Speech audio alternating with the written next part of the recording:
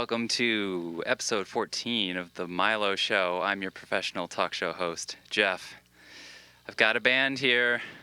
I've been wanting to get on all year to come onto the show. Young Punk is going to perform a song called As I Am from an album they released this year called Something Like a Drug. Find it online. Here we go.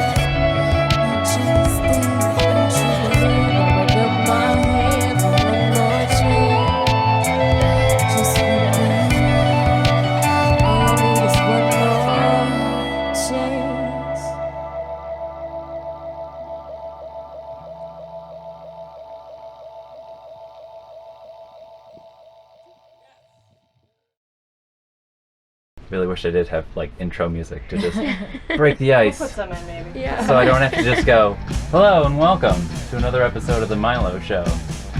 I'm here with Lauren Rossi and Dina Bankole of Seraphine Collective, founder and vice president, and you guys do so much else for Seraphine Collective. Sure, yeah. I'm so glad to have you guys here. I'm presuming 80% of our viewing audience knows who you guys are and what you do, but okay. If this election has shown us anything, we shouldn't presume.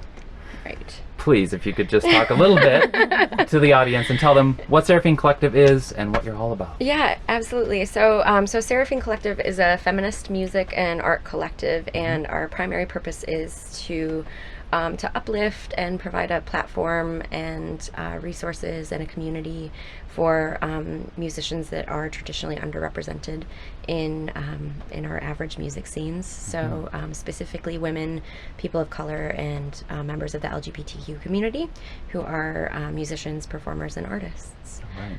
So we do that in a lot of ways, including an annual music festival called BFF Fest. Best Fest. Best Fest Forever Fest. And we also host concerts and performances in a variety of venues around town on a regular basis. We have a monthly DJ night at UFO Factory. We release zines and mixtapes quarterly, and we also run a variety of different workshops. This started out of a blog that you had. Yes. You had this blog more than 3 years ago, right? Yeah. Well, actually, the blog started about 3 years ago. About 3 years ago, you were interviewing women musicians. Yep. Yeah. I started it because I was interested in learning the stories of other female musicians in Detroit, and it started out kind of as a selfish project, and that I really wanted to get to know. So did this show. All right. Cool. Yeah, it's a great opportunity. You know, it's a good excuse to sit down one-on-one with people that I didn't know that well, interview them, and publish it on a blog in hopes that it might help other people learn something or connect, find something to be inspired by or learn from. So well, also, I mean, rock and roll being a boys club as it's been, yes, they also get all the headlines and the features too. Yes. So we weren't, even the reading public needed to know more about these artists. Yes. Yeah, absolutely. So I started interviewing female musicians. Dina was one of them. We didn't really know each other that well at that point. Now we play in a band together. And Casual Sweetheart. Casual Sweetheart. Share that link right there. Yes. Thank you. And so about 6 months into the blog project, I decided to make it something that was bigger than just me and the women I was interviewing and the blog. To go for it and make this a nonprofit community building organization. Yes, exactly. When did you come on board, Dina? And what inspired you to come on board? I guess the first meeting, Lauren had brought together people that she had interviewed, and we all had kind of mentioned in our interviews things that we wanted to do, endeavors that we wanted to pursue in the music scene, like having a festival or starting a record label or a venue. Having a venue, like yes. a woman-owned venue in Detroit, and so a group of us came together and we became Seraphine Collective. There we are. Yes. And then, so that's the origin, but then you also have big news. Yes. The Night's Art Challenge. Talk about that. This is for the Beat Match. Brunch. Mother Cyborg. Tell me everything and how that came about and what it felt like to get that. Sure. Well, first and foremost, it felt amazing. Yeah. We're really excited about it. That came about because Diana Nucera, who is Mother Cyborg and DJ Mother Cyborg, was actually one of the first people that I interviewed for the blog. Okay. And Diana and I started talking about how cool it would be for her to teach women how to DJ and for us to organize that through Seraphine Collective. So we did that last April. We did a month-long, 4-week series of Sunday brunch workshops at Lo and Behold in Hamtramck, where Diana taught a group of 8 women how to beat match and taught them the basics of using turntables, how to set up and take apart the equipment, and now they are all fledgling DJs. Awesome. We think it's needed, other people think it's needed, and it's really great to have a foundation like the Knight Foundation recognize the fact that that it could really make a difference in the community. Right. Yeah. I also think that hello, Kitty. This is live.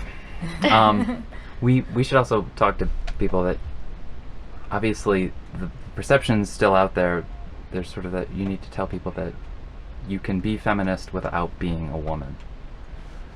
Inclusivity has been the goal here. Right. And I've never gotten political on this show, but it seems like now more than ever with every other headline Mm-hmm. talking about how disoriented everyone is, and every other op-ed talking Mm-hmm. about how much dread they feel for people who are already underrepresented and disenfranchised. Yes. We're filming this in early November. It's been a staggering Mm-hmm. week. Yes. So have you guys started to talk about that? Have you guys started to think about how you'll respond? Have you guys had people come to you? Anything like that so far? Not. Or is it something you are wanting to address or react to?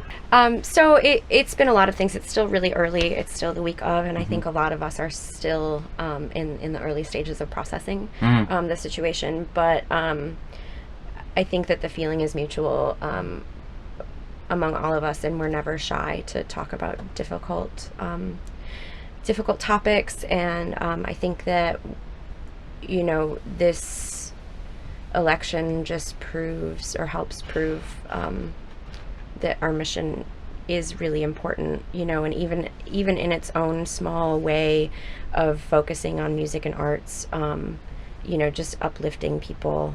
And one action that that we're talking about right now is the theme for our next zine. Okay.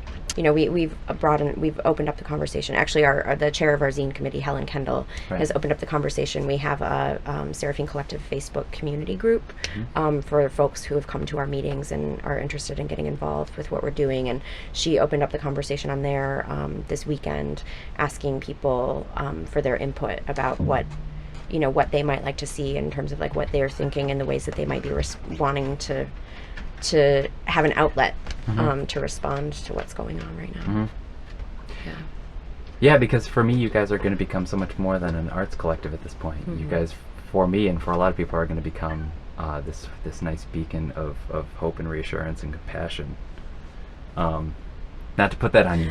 You have to be that for us. It's really nice to hear. And I mean, that.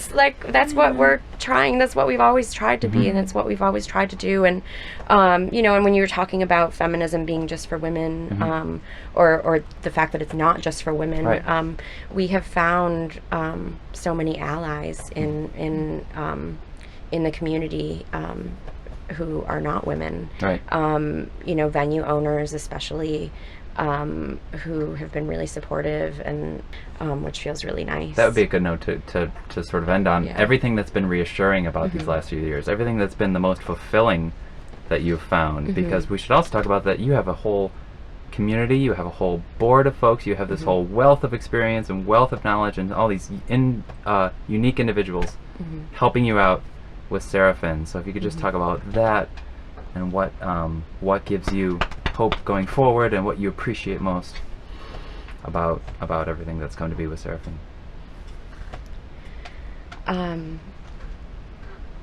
It's always been really inspiring to me. It's inspired hope in me every single time that I sat down and had a conversation with an individual musician when I started my blog. It provided me with inspiration and hope for the future. And I think that the fact that Seraphine Collective has been able to be this sort of beacon for people who are looking for something to connect to and to build community through has been we've seen the results of it. You know, people starting bands because they met each other by coming to one of our events or coming to a meeting. You know, it's just it's really incredible, and there's a lot of passion and also understanding, and you know, there's a lot of overlap between the arts and music communities and the social activism communities, and so we're always, you know, looking forward to helping to make things better for people. Right. Putting together zines, putting together mixtapes, organizing festivals, that can be tedious work. But what makes it fulfilling for you, Dina? It's just, I guess, just on a personal level, it's just satisfying. It's bringing all these different bands together and making something, or different writers or photographers, and putting it out there and having more people see it and become interested, and like building a community. that's what makes it really worth it for me. Well, thank you guys for being here. You made me feel a lot better in a surreal week. Oh, good. you So guys. glad. Yeah, absolutely. Thank Seraphine you. Collective, find them online. Cut!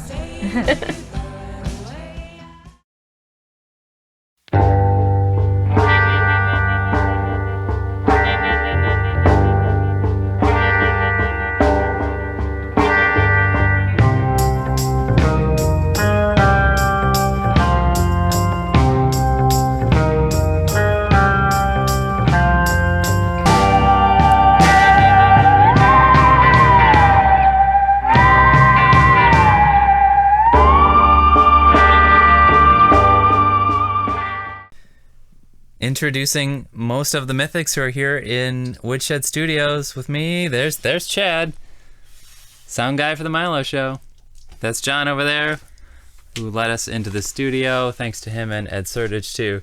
And Jessica's over here, lead vocalist of the Mythics. Australian Chalk is their debut album, and it's coming out soon. And it took a long time to come. How's it feel now that it's here? Oh, it feels great. Yeah? Yeah. Well, I hope it would. Well, it does. Yeah. I think it really all came together really nicely. The album artwork, which was done by Jesse, and just sort of the whole color scheme and the like the mood of the sound of the music. Right. Really works really well with what it looks like. Right. And so like the whole package has a good cohesive element. Some bands, their MO might be writing an energetic pop song or being very loud, or they might be doing rap songs. Use the word mood, and that's the word I was going to use. This band always seemed to be about setting a mood or creating an atmosphere. Yes? Yeah. Yeah, I guess that came about pretty organically, too, because when we first started the band, it was a long time. It's been a long time, but I was like, let's create an art project. Instead of just Experiment. creating a band, I was like, let's create an art project. I wanted to we should do media to go with it. We should have videos. And even though we've only done one, it's still I feel like I still would like for us to do that. But I was like, we should paint our instruments and have stage stuff. And it was, I think from the beginning, it was about a mood. And taking away boundaries, too, it seems, of what a structured band would be. Yeah. Well, I mean, we've had a lot of different bandmates in the group. Right. Some of them have left and then come back. Right. John produced our record, and now that the other two performers that were on the album with us, him and his girlfriend Tina are going to be filling in the blanks for those performers on keyboard and bass. I like how you said that they're, not boundaries. Right. Or structure. Well, actually, I meant in terms of It's not true. trying. Or no, really, what I really meant was not trying to sound like any other band in the past. I was actually talking more about how this band is really good at setting that atmospheric mood and kind of really stopping a crowd. It isn't really the fist pumping pop song. It's something more cinematic. Which is why I've seen you Totally. guys play gallery nice of you spaces to say before, or venues, and it's sort of adaptable in that way. Yeah. Or it's something you could put on at midnight, or it's something that could be in the background of a movie. Oh, that's so cool. I mean, that's I'm cool. glad that you picked. Yeah. Yeah. That's what you say. I mean, I wanted to promote people to bring pillows and stuff to the gigs. I don't care if you're dancing to this. I think it's a more of a it's psychedelic and it's a little sleepy. But we welcome interpretive dance. Absolutely. Please, their release show is coming soon. We're gonna have information about it. Interpretive dancers, welcome. John, what was it like working on this record? Well, it's fantastic. I love the songs, and I'd seen the band live before in a basement, and even though it was in a basement, it was Once again, adaptable. totally adaptable, and I could kind of tell the sound that was that they were going for, and then they nailed it in the basement because it was emphasizing tones and like you said, like the atmosphere behind or in between the notes just as much as the notes themselves, and so it felt very minimalistic but kind of easy because the parts kind of had those colors built in, so it wasn't really a lot of it was just mostly like how can we accentuate those parts and rise them to the as important as the notes and as the lyrics. Dynamics is important with this band. Yeah. So what I got most excited about this project, rather than just trying to capture a band who sounds like guitars, bass and drums sound, is more about how can we bring out the sounds that are that would color the standard sounds, but I think it's concentrating on the tones just as much as the song itself, and that's what I got most excited about with this. Is like the songs are there, the songs are great. Now how can we really shape these songs without changing them, but just like give them that shine, that shimmer, but without adding anything either. And I liked that this was not just a capture job, where it's just we're just recording, they have their sound, they're gonna come in and we're just gonna capture it. Right. And my job is to just make it as faithful as possible. And I liked that this was a little more challenging than that. We don't really know what it's gonna sound like. We're gonna kind of devise it. It had to be tenderized, it had to be massaged. Yep.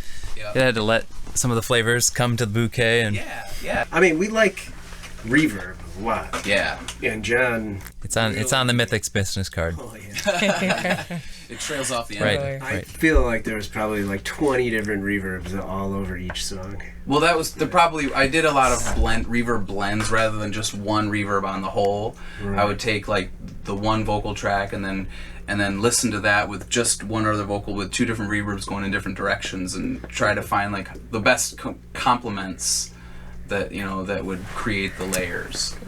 Making something dreamy. That seems to be the constant. Yeah. Yeah. John did such a fantastic job. Honestly, he almost has to be part of the band. But I love I love how intricate this sounds. Talking about the drums, I had to play to a click on this album, and I'm not a drummer. No, I don't even feel like I'm a musician, honestly. If you're not practiced doing that, it's so very, very difficult, and it doesn't feel right. It was crazy. It was difficult. It's difficult enough to play any kind of drums, I feel like, and sing at the same time. So I felt like an infant. But this album comes out and now it's like you graduate. Yeah, I love it. Australian, I really do. Australian Chalk. That's the Mythics.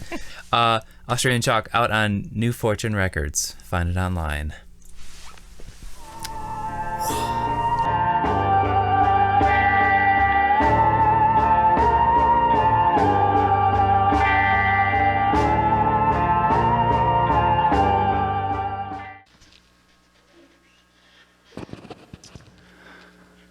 Up next on the Milo Show, it's the Erers to play a song called Bad News off of their EP that came out this year, I Can Do Anything.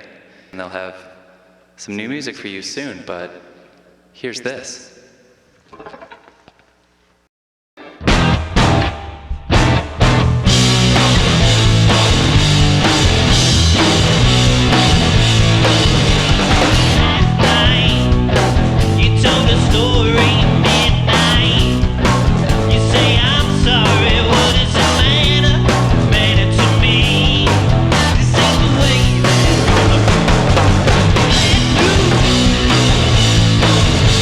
Your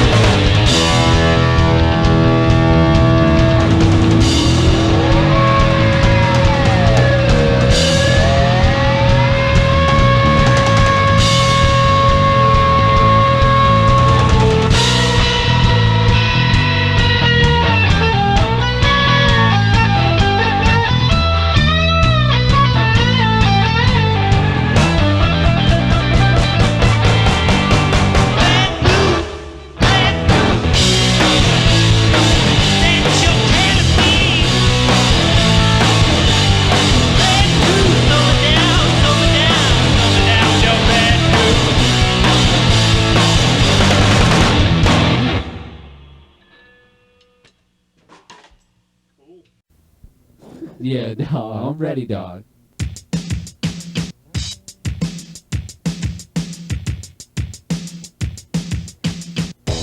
Almost quit time.